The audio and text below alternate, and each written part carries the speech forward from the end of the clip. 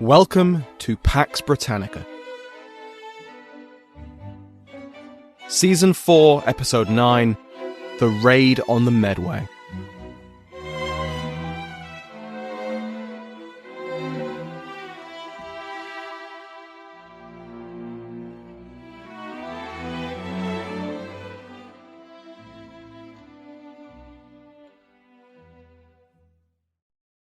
Welcome back to Pax Britannica. I'm your host, Dr. Samuel Hume. Last week we saw the 4 Days Battle, where the English Royal Navy suffered a gruelling defeat against the Dutch States Navy. Over those 4 days, the fleet was battered through attrition, its superior firepower and discipline negated by the weather and the superior numbers and tactics of Michiel de Ruyter. As the English fleet limped back into port, London was already ablaze with rumours. The sound of gunfire had been audible from the coast, with even King Charles II and James, Duke of York, travelling to Greenwich to listen. Half-true news of losses and victories, of Prince Rupert's movements to rejoin the fleet, filtered into the capital. One of the biggest boosts to English morale came on Monday. That afternoon, Samuel Pepys found 2 sailors from the fleet waiting in his Navy Board office. Both men were wounded, from a group of 20 injured who had been taken ashore at Harwich. But despite their bandages, eye patches and such stained faces, Pepys recognised one of them as one Mr. Daniel.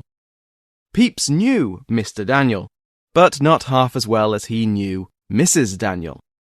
Pepys had spent some time with her after Mr. Daniel shipped out, and just 2 days before her husband turned up in his office, he had what he called a very pleasant session. Fortunately for Pepys, Mr. Daniel either didn't know or didn't care about any of that, and instead he brought news of the battle. Pepys duly took the men to see the King at Whitehall, with the whole city watching their boat sail up the Thames. Daniel and his friend proceeded to tell Charles that, though the fleet had been retreating the day before, Prince Rupert had now rejoined the fleet. Charles was overjoyed at the news. The 2 sailors then decided that it was best not to spoil the king's good mood, so they became economical with the truth. When they left, the Dutch had been sailing towards their own coasts, which sounded a lot like they were retreating, even though they weren't, and were instead tacking for another pass. They also straight up fibbed by telling Charles that 14 Dutch ships had been captured and burned. They were also tight-lipped about exactly how many English ships had been lost. This approach paid off, quite literally. The king gratefully gave the 2 men 10 gold pieces each, and they left, probably as quickly as they could. They were not the only source of positive rumours flooding the capital, but at least they got paid for it. The king ordered a day of thanksgiving for the glorious victory which England had surely just achieved. But as more casualties and damaged ships sailed into port, it became harder and harder to believe that the fight had gone their way. Grand ships, captained by leading commanders like the Henry and the Portland, came into harbour missing their masts, riddled with holes or partially burned. Hospitals began to overflow with the injured and the dying, and damaged ships just kept coming, until the bulk of the fleet arrived in the King's Channel, defeat written in every shattered mast and blood-soaked deck. Soon, the dockyards in the Medway were full of so many ships needing repair that new arrivals had to anchor and wait for space. The death toll was horrific. Over 1,000 killed, around 1,500 wounded. Nearly 2,000 more were prisoners of war held in the Netherlands. In total, 1/5 of the force that had started the battle were wounded, captured, or dead. 10 ships were destroyed or captured. Now, the Dutch hadn't come out of the 4 days battle unscathed. 4 ships had burned, with the rest of the fleet damaged in one way or another. 1,500 men were killed, more than the English, but the majority of these deaths came from those 4 lost ships. Another 1,300 were wounded. Many Dutch officers had been killed, including 3 admirals like Cornelis Evertsen and 6 captains. But it was still a victory, and the Netherlands celebrated with bonfires, fireworks, medals, and partying.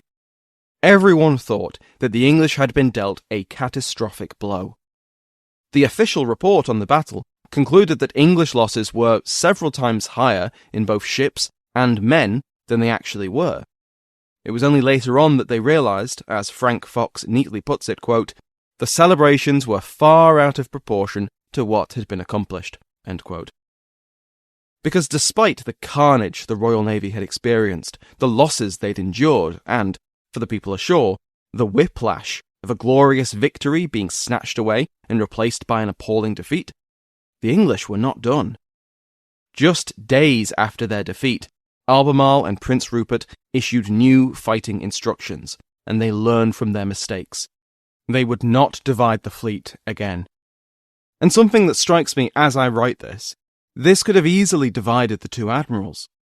Two honour-focused men with egos to match their status, both jointly responsible for a disaster, could have turned on each other, blaming the other. And there was blame to go around. Albemarle engaged on bad terms, and Rupert split the fleet, under the king's orders, but he had fully supported it. But, perhaps because they both shared blame, perhaps because of professionalism and mutual respect, or perhaps because they were both being criticised by the public and felt stronger standing together, this didn't happen. They remained joint commanders when, on the 25th of April, the fleet went to battle once again. After their own hasty repairs, the Dutch had tried to capitalise on their victory. Grand Pensionary Johan de Witt ordered Michiel de Ruyter to sail to the Thames, land a force of Dutch marines specially formed for this mission, and set fire to the Chatham dockyards. If the Royal Navy had been as devastated as they believed, this would have been possible. But the English were ready.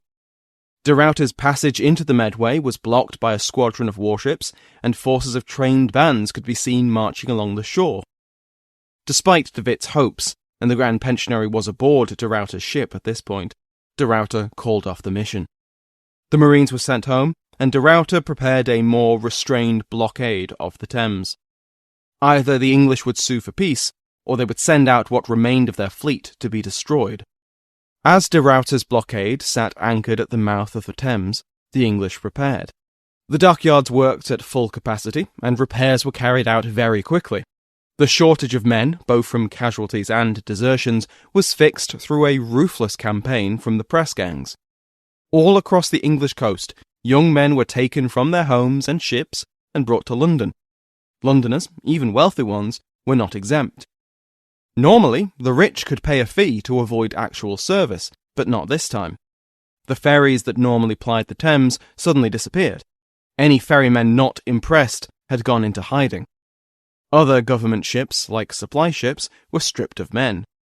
This was all illegal and short-sighted, but it was effective, at least in numbers. Nearly 3,000 new bodies came into London, with hundreds more from coastal ports, and then this was joined by 2,000 soldiers. The Royal Navy was back in business. After waiting a few more weeks to ensure their fleet was at full strength, Rupert and Albemarle sailed down the Thames in a line nearly 10 miles long. On the 25th of July, de Ruyter's fleet met them at the Galloper. Both fleets were roughly matched in terms of numbers, but not in firepower. The St. James' Day Battle, which is what it was called, was won by the gun. In a rare mistake by de Ruyter, he seems to have believed that the English were much weaker than they were, and that English shipyards couldn't have worked as quickly as they had. Both fleets engaged in lines which favoured English discipline and gunnery.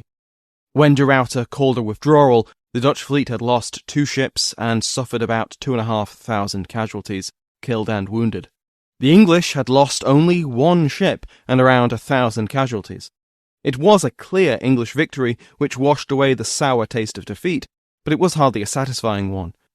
But with the Dutch retreat, the English ruled the waves for the moment, and Albemarle and Rupert considered what to do next.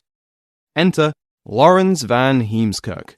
Heemskerk was a Dutch captain hailing from Rotterdam, and he defected to the English in July, before the St. James' Day battle. He brought with him a false but convincingly official-looking document which claimed that the Dutch had lost 15 ships in the 4 days' battle. This was useful for morale, but his real value came now, in the aftermath of this moderate English victory. Brought before the admirals, Heemskerk sang like a canary. If the English wanted to really hurt the Dutch, they had to hit them where it counted, their trade. And he knew where the Dutch East India Company kept their warehouses. They were lightly defended, only secured by the difficult shoals which surrounded them. The safe route through was known only to a few. He was one of those few. On the 8th of August, Sir Robert Holmes set sail with a force of 4 fourth-rates, 4 fifth-rates, 5 fireships, and Prince Rupert's yacht, the Fan-Fan. He took with him 1,170 Marines carried in smaller longboats. Their mission was simple: travel the short distance to Terschelling, where Heemskerk would guide the landing party through the shallows. Then the Marines would overwhelm any defenders and proceed to burn and pillage the warehouses of one of the wealthiest companies in global history. Of course, it didn't go exactly like that. As it turns out, Heemskerk had exaggerated how well he knew the passage. Turns out, you can't trust a traitor, to be completely honest. But as luck would have it, on the way to the Dutch coast, the task force encountered and quickly captured a Danish ship. The captain of this ship knew the way through the shoals and also had no love for the Dutch, so in return for guiding the English ships, he'd be allowed to leave with his ship, crew, and cargo. Holmes took the deal, and plans were set for the landing to take place the following morning.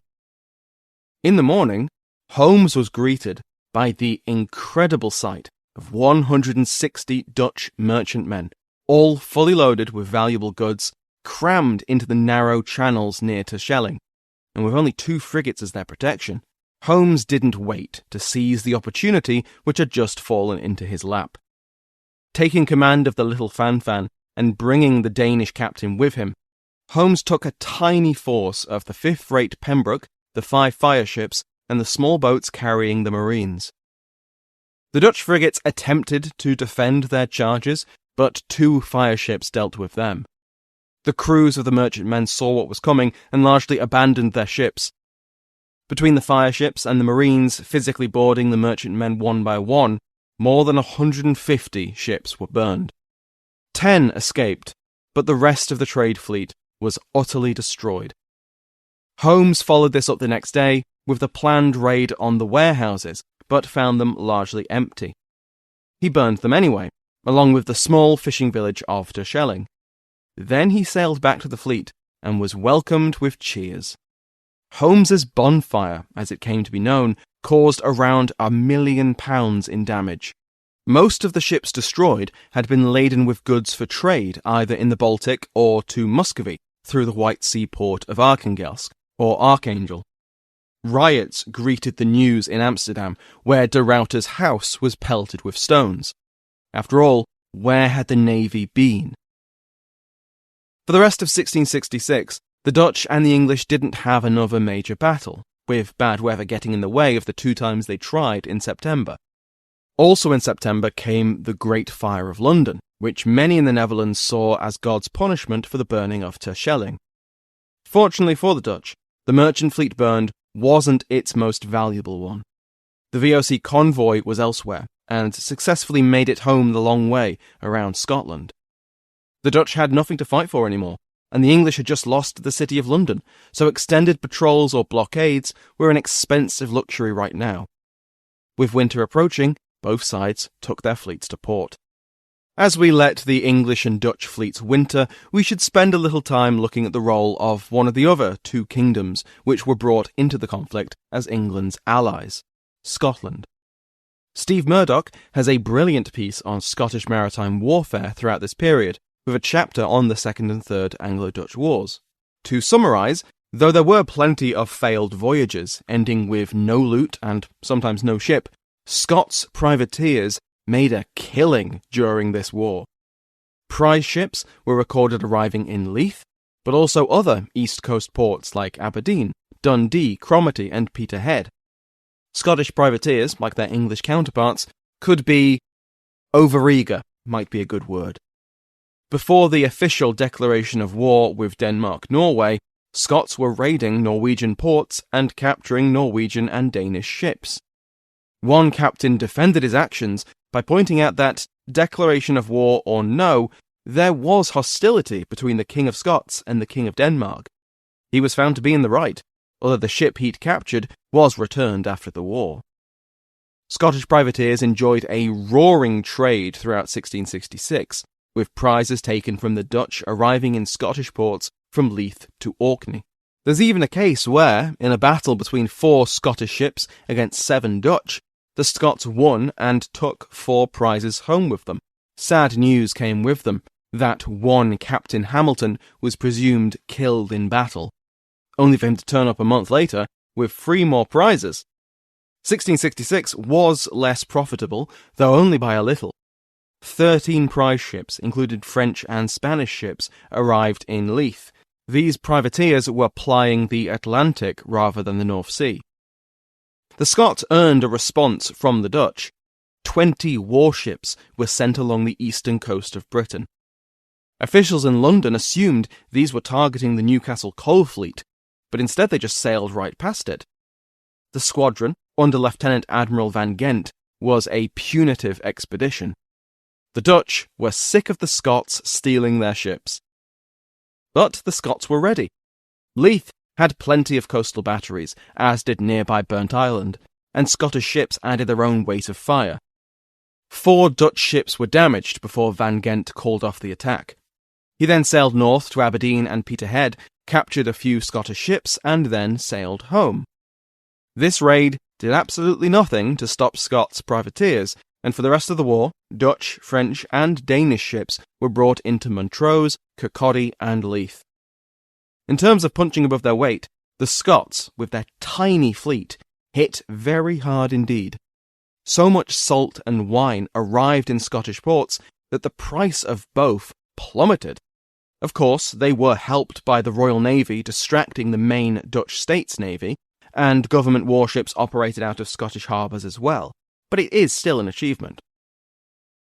This war also wasn't confined just to the European theatre.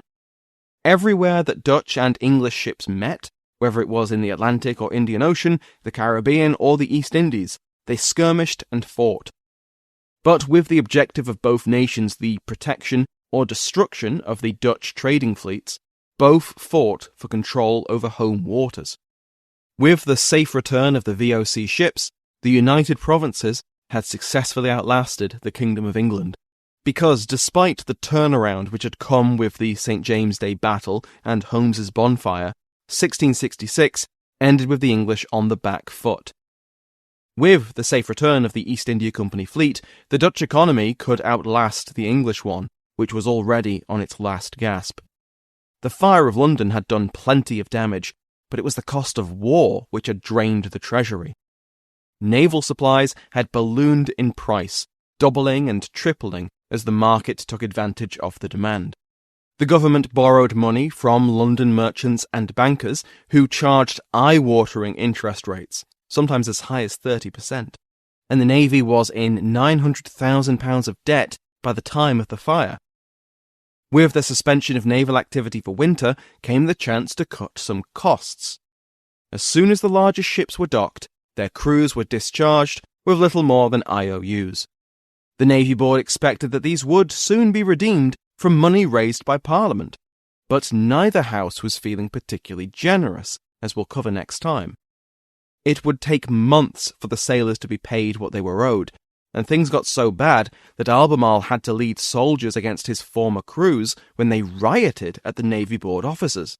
When 1666 became 1667, it was clear to Charles and his Privy Council that whatever else happened, there could not be a major naval campaign that year.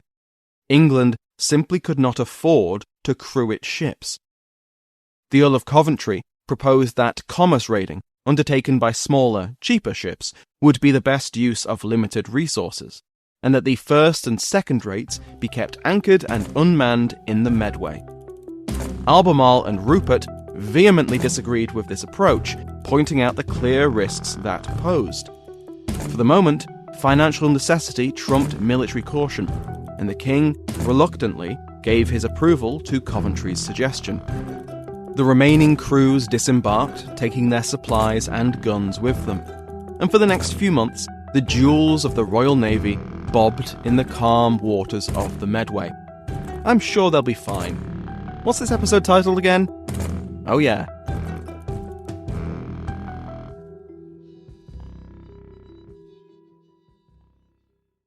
With the Treasury bare, peace was now the only real option. Talks had been underway since the previous year, this time with the Swedes acting as mediators, but now it was the turn of the Dutch to be uncompromising. The Dutch knew how expensive war could be, and they knew full well that the English state was effectively bankrupt, and with the trade fleets home, the Dutch didn't feel the need to rush into a peace they didn't like. Charles had two paths here. The first was to take whatever deal he could get, as painful and humiliating as it might be, just to end the war as quickly as possible. The second was to find some way of applying pressure to the Dutch, to make them ease up on their demands. Charles was a king, and as a rule, kings don't like to be humiliated. So, he gambled. Louis XIV, King of France, was making some ominous moves towards the Spanish Netherlands. Remember a few episodes back when we discussed the balance of power between Spain, France, and the Netherlands? The Dutch wanted Spain to hold onto its rump territories in Flanders to act as a buffer between them and France. Even if they were currently allies, no one expected that to last forever, and an expansionist France was the last thing the Dutch Republic wanted as a neighbour. Charles still had good relations with Louis. They were family, after all, and a little war between family was nothing, so he secretly reached out to the French court, and in April the two monarchs struck a deal. For the time being, they would remain at war, officially, because France had an agreement with the Netherlands, and it kept its agreements. Except not really, because Louis now worked against the Dutch. In return for Charles keeping his nose out of whatever was going to happen with the Spanish Netherlands, Louis would apply pressure to his ally to be more reasonable. Some of that pressure was diplomatic, some wasn't. In May 1667, French armies crossed the border into Spanish Flanders, facing little resistance. Suddenly, Dutch proposals for peace became far more favourable to England. There was an existential threat to the Republic growing on its southwestern border, after all. Which brings us to June 1667. Grand Pensionary Johan de Witt knew that the English were on the verge of defeat, and he wanted a coup de grace to finish them off and strengthen the Dutch position at the negotiating table. He had just the target in mind: the Chatham dockyards. Situated off the Thames estuary on the River Medway, Chatham was the major hub of English shipbuilding, particularly for warships. He had wanted de Ruyter to hit them after the 4 days' battle, but the English had been well prepared to defend them. But now, a year later, circumstances were different. Where 4 days of hard fighting hadn't destroyed the Royal Navy, the economic strain of war had. De Witt would get his raid on the Medway. With de Witt's brother, Cornelis, acting as the Grand Pensionary's deputy above the 7 provinces, de Ruyter led the Dutch fleet across the North Sea and to the English coast. The Thames estuary was a dangerous stretch of water, with shoals and sandbars which could easily trouble the larger ships of the Dutch fleet. But Laurens van Heemskerk wasn't the only traitor in this war. De Ruyter had English pilots to guide his fleet into the Thames over the 8th and 9th of June. Now, the arrival of the Dutch fleet didn't go unnoticed, and Albemarle rushed to Chatham as soon as word reached London. The fleet was not entirely unguarded. Sheerness, at the mouth of the Medway, was fortified with a garrison and a half-built fortress. Only half-built because the lack of money meant there wasn't enough material or willing labourers to build it. The other defence was a chain spun across the river. Albemarle did what he could, but he was hampered by the months of bankruptcy which had brought the English war effort to its knees.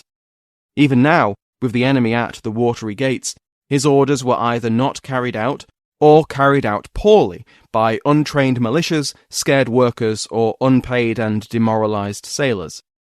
It was far too late to finish building the Sheerness fort, and on the 10th of June, a force of Marines escorted by Lieutenant Admiral Van Ghent landed and swiftly captured it. On the 11th of June, De Ruyter carefully cleared and navigated a wall of block ships, sunk by the English to buy time. It didn't buy enough. On the 12th, fire ships rammed the chain and snapped it. 3 English fourth-rates sailed to meet the invaders, but didn't put up much of a fight. Many of their sailors, unwilling to fight an unwinnable fight, jumped overboard and swam to shore as soon as the first shots were fired. 2 of the defending ships were burned by fire ships, and the third, the Unity, surrendered and was captured. The only defence left between the Dutch fleet and the mothballed English fleet were more block ships, freshly ordered sunk by Albemarle. 3 ships, a fire ship and 2 fourth-rates, were ordered sunk at the narrowest part of the channel. The fire ship and one of the fourth-rates were sunk as planned, but the other fourth-rate, the Sancta Maria, was crewed by dock workers who knew how to build ships but not sail them. The Sancta Maria ran aground. This left a gap in the wall which was just wide enough for the Dutch men of war to squeeze through into Gillingham Reach, where, anchored and without anyone on board, undefended and ripe for the plucking, was the pride of the Royal Navy, the Royal Charles. Albemarle had ordered that someone move her to safety, but everyone thought that that someone was someone else, so it wasn't done. Van Ghent gladly accepted this gift of Providence, taking the flagship without a shot fired. Then he burned the beached Sancta Maria. While this happened, Albemarle and the dockyard commissioner, Peter Pett, were doing what they could to save what they could. After Sheerness fell, Pett tried to send as many ships upstream, away from the invaders, as he could. But it takes a lot of people to move a 17th century warship, and with the fleet mothballed and the dockyards deprived of money, there weren't that many people around with the knowledge or experience to do that. When the chain broke and the Dutch entered Gillingham Reach, there were still ships at anchor.